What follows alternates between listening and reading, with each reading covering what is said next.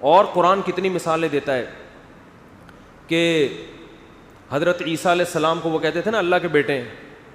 قرآن نے عقل استعمال کرنے کی حکم کہ جو خدا ہے جس کا کوئی ہم مثل نہیں ہے, ایک انسان جو کھاتا ہو پیتا ہو اور وہ محتاج ہو. تمہاری تو خود تاریخ کی کتابوں میں لکھا ہے کہ عیسیٰ علیہ السلام اور حضرت مریم کھاتے بھی تھے پیتے بھی تھے. کانا یاکلان الطعام, جو کھانے پینے کا محتاج ہوتا ہے وہ خدا کی جنس میں سے نہیں ہوتا, بیٹا باپ کی جنس میں سے ہوتا ہے. تبھی تو ہم کہتے ہیں, جو لوگ کہتے ہیں نبی صلی اللہ علیہ وسلم بشر نہیں ہیں نور ہیں, تو ہم کہتے ہیں پھر آپ کی اولادیں سید بھی نور ہونی چاہیے. کسی بھی سید کا لیبارٹری ٹیسٹ کرواؤ, کیا نکلے گا؟ وہ انسان نکلے گا. گردے ہوں گے 2 عدد, ایک دل ہوگا اس کے اندر, اور پھیپڑے ویپڑے, وہی سارا سیٹ اپ انسانوں والا. تو جب یہ انسان ہے تو ان کے جد امجد آپ صلی اللہ علیہ وسلم بھی کیا ہیں؟ وہ بھی انسان ہیں. انسانوں سے انسان پیدا ہوتے ہیں, تو آپ بشر ہیں. تو میں یہ عرض کر رہا تھا, جلدی سے بات, سوالات بہت زیادہ جمع ہوئے ہیں, کئی ہفتوں سے سوال کے جواب نہیں دے رہے نا. تو میں عرض کر رہا تھا کہ اصل جو لبرلزم ہے وہ کس کے پاس ہے؟ بولو, اسلام. باقی ہر آدمی اپنے کلچر کو فالو کر رہا ہے. کسی نے سائنسدانوں کو باپ بنایا ہوا ہے اپنا. صرف اسلام ہے جو آزادی کا قائل ہے, اور آپ کو صرف ایک خدا کا غلام بناتا ہے, جس کے ویسے ہی آپ غلام ہو. آپ نہیں بھی مانو تو آپ ہو اس کے. آپ کے ماننے سے یہ نہیں ہوگا کہ کوئی آپ نے کوئی تیر مار دیا. یعنی اسلام نے ہمیں غلام بنایا نہیں ہے, بتایا ہے کہ تم ہو کیا, غلام ہو. تو مان لو تو ثواب ملے گا, نہیں مانو گے تو جہنم میں جاؤ گے. تو کیا ہے اس میں؟ ایک حقیقت پر مطلع کیا ہے. خدا کی قسم, آزاد اس دنیا میں صرف وہ لوگ ہیں جو مذہب کو فالو کرتے ہیں. وہ کسی کے غلام, اپنے باپ کے غلام نہیں ہوتے. وہ باپ کی اطاعت کر رہے ہیں خدا کے کہنے پر. جہاں خدا نے منع کر دیا وہ اپنے باپ کی نہیں مانتے. قرآن نے کہا نا ولا تطیعہما, کہ شرک کے معاملے میں ماں باپ کو فالو مت کرو. لبرل لوگ اپنے باپ دادا کے دین کے مذہب پر ہوتے ہیں اکثر. اسلام کہہ رہے ہیں اگر تمہارے باپ اور ماں تمہیں غلط کام کا حکم دیں, ناجائز کام کا حکم دیں, تو قرآن کہہ رہے ہیں ان کو تم نے فالو نہیں کرنا. لیکن سلوک اچھا کرنا ہے, پھر بھی حسن سلوک کرنا ہے, فالو نہیں کرنا.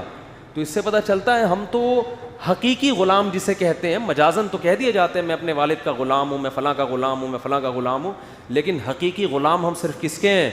اللہ کے ہیں, جس نے ہمیں پیدا کیا.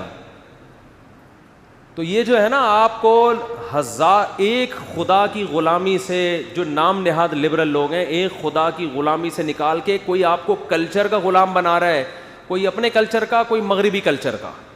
ابھی یہ جو سینٹ میں بل پاس ہوا, یہ کیا ہے؟ یہ اسمبلیوں میں غلام ذہنیت کے لوگ بیٹھے ہوئے ہیں جو کہہ رہے ہیں کہ آپ اپنے بچے پہ ہاتھ نہیں اٹھا سکتے, ڈانٹ بھی نہیں سکتے. بے تحاشا مار پیٹ تو ویسے اسلام نے پابندی لگائی ہے اس پہ, لیکن اسلام اجازت دیتا ہے باپ کو کہ بھائی تربیت کے لیے بچے پہ ہاتھ اٹھا سکتے ہو.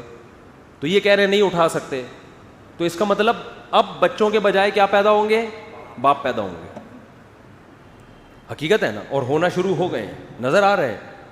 میں دیکھ رہا ہوں باپ بیٹے کے سامنے ایسے ہلکی آواز سے بات کر رہا ہے اور بیٹا اونچی آواز سے بات کر رہی ہے. ہمیں سیٹنگ نظر آنا شروع ہو گئی ہے. تو لیکن عقل پہ تالے پڑ جاتے ہیں, غلام غلام غلام. آپ وکیلوں کا ڈریس دیکھ لو, کوٹ پہن کے, جون کے مہینے میں کوٹ پہن کے, کالے کوٹ, کالا رنگ تو ویسے ہی بہت گرمی لگاتا ہے. کالا تو آپ گرمیوں میں کرتا بھی پہنو تو آدمی کو کھانے لگتا ہے, کیونکہ کالے رنگ میں روشنی جذب ہوتی ہے, بہت تیزی سے کالا رنگ. تو گرمی میں کالا کوٹ پہن کے جو وکیل عدالت میں آ رہے ہوں, یہ آپ کو آزادی دلائیں گے. یہ تو خود کس کے غلام ہے بھائی؟ انگریز کے غلام ہے. ان کے ملک میں ٹھنڈک ہے, سردی ہے, وہاں یہ کوٹ سمجھ میں آتا ہے, تم کیوں؟ لیکن وہی ہمارے ایک استاذ کہہ رہے تھے, انگریز جو پتلون چھوڑ کر گیا وہ انہوں نے چڑھا لیے. پتلون چینج کرنے کے لیے تیار نہیں ہے. اور یہ کہتے ہیں مولوی لوگ نظریاتی غلام ہیں, مولوی لوگ تمہیں, مولوی کسی کی غلامی میں نہیں لے کر آتا تمہیں, وہ اپنی غلامی میں نہیں لا رہا تمہیں. یہ پادری ہیں جو آپ کو مذہبی, جو دوسرے مذاہب کے جو مذہبی رہنما ہیں نا, وہ اپنا غلام بناتے ہیں. اسلام میں جو اہل حق علماء ہیں وہ کسی کو اپنا غلام نہیں بناتے. اس کی سب سے بڑی دلیل یہ کہ ہندوازم میں کوئی گناہ کرتا ہے تو پنڈت کے پاس جانا پڑتا ہے, عیسائیوں میں کوئی گناہ کرتا ہے تو کہاں جائے گا؟ پادریوں کے پاس. آغا خانیوں میں کوئی گناہ کرتا ہے تو کہاں جائے گا؟ پرنس آغا خان کے پاس. اسلام کیا کہہ رہا ہے؟ کسی سے گناہ ہوا کسی مولانا کے پاس نہیں جانا. اور مولانا بھی بتا رہے ہوتے ہیں من یعمل سوءا او یظلم نفسہ ثم یستغفر اللہ, جس سے بھی گناہ ہو جائے, اپنی جان پہ ظلم کر بیٹھے, اللہ سے کیا کرے؟ غلام کس کے ہیں؟ اللہ کے. اللہ سے ہاتھ اٹھا کے معافی مانگے. یجد اللہ غفور الرحیم, اللہ فرماتے ہیں اللہ کو وہ غفور اور رحیم پائے گا. ڈائریکٹ کس سے؟ اللہ سے. کوئی واسطہ نہیں ہے درمیان میں, کوئی واسطہ نہیں ہے. یہ جو لوگ کہتے ہیں نہیں اللہ تک پہنچنے کے لیے درمیان میں واسطہ چاہیے, وہ دیگچی اور پانی اور آگ کی مثالیں دیتے ہیں. آگ ڈائریکٹ پانی تک نہیں پہنچ سکتی, درمیان میں دیگچی کا کیا چاہیے؟ یہ بھی فضول سی مثال ہے. ڈائریکٹ اللہ تک. وَأَنَّ الْمَسَاجِدَ لِلَّهِ فَلَا تَدْعُوا مَعَ اللَّهِ أَحَدًا. دعائیں مانگنے کی جگہ کیا ہیں؟ مسجدیں. مسجد میں کسی کی تصویر لگانے کی اجازت نہیں ہے تاکہ شرک نہ پھیلے. دنیا کی ہر قوم میں, ہر مذہب میں تصویریں ہوتی ہیں ان کی مذہبی رہنماؤں کی. آپ نے آج تک عالم اسلام میں کسی مسجد میں کسی مذہبی اسکالر کی تصویر نہیں دیکھی ہوگی.